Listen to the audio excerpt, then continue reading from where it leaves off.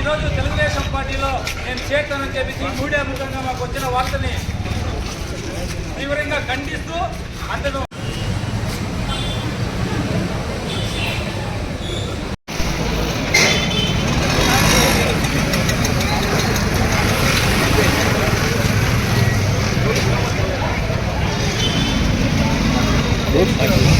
తెలియదు ఎప్పుడు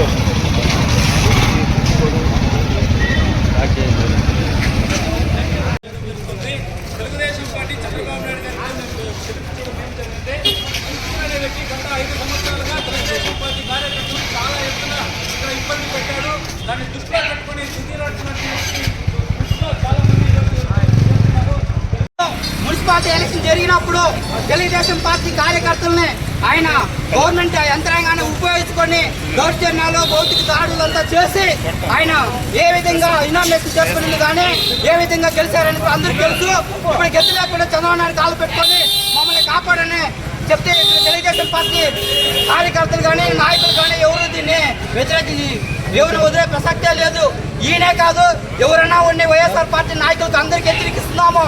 మమ్మల్ని 5 సంవత్సరాలు ఏ విధంగా ఇబ్బంది పెట్టించారో ప్రతి ఒక్క నాయకుడికి కార్యకర్తలకు అందరికీ బుద్ధితో ఇదే మీకు చెప్తున్నాము. ఇదే విధంగా ఎవరైనా కానీ వైఎస్ఆర్ పార్టీ కార్యకర్తలు కానీ నాయకులు కానీ తెలుగుదేశం పార్టీకి రావాలంటే ఉచ్చు పోసుకోవాలి. వాళ్ళు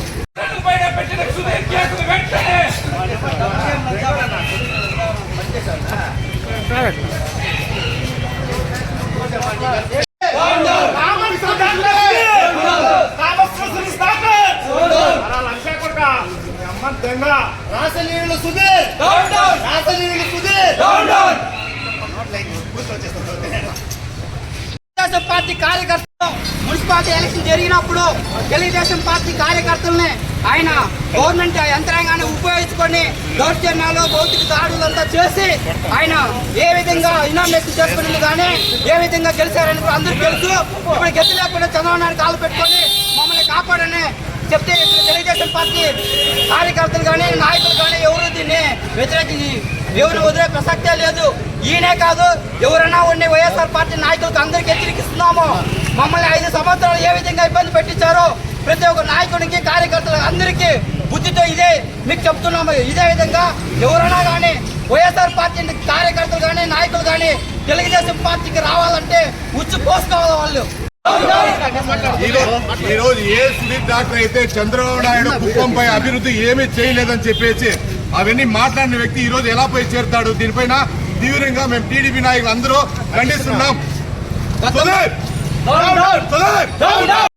మున్సిపాలిటీ ఎలక్షన్ జరిగినప్పుడు తెలుగుదేశం పార్టీ కార్యకర్తల్ని ఆయన గవర్నమెంట్ యంత్రాంగాన్ని ఉపయోగించుకొని దౌర్జన్యాలు భౌతిక దాడులంతా చేసి ఆయన ఏ విధంగా ఇనామినేషన్ చేసుకునేది కానీ ఏ విధంగా గెలిచారని అందరికీ తెలుసు. ఇప్పుడు గెలిచి లేకుండా చంద్రబాబు నాయుడు కాలు పెట్టుకొని మమ్మల్ని కాపాడని చెప్తే తెలుగుదేశం పార్టీ కార్యకర్తలు కానీ నాయకులు కానీ ఎవరు దీన్ని వ్యతిరేకించి ఎవరు వదిలే ప్రసక్తే లేదు.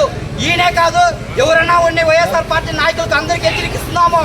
మమ్మల్ని 5 సంవత్సరాలు ఏ విధంగా ఇబ్బంది పెట్టించారో ప్రతి ఒక్క నాయకుడికి కార్యకర్తలకు అందరికీ బుద్ధితో ఇదే మీకు చెప్తున్నాము. ఇదే విధంగా ఎవరైనా కానీ వైఎస్ఆర్ పార్టీ కార్యకర్తలు కానీ నాయకులు కానీ తెలుగుదేశం పార్టీకి రావాలంటే ఉచ్చు పోసుకోవాలి. వాళ్ళు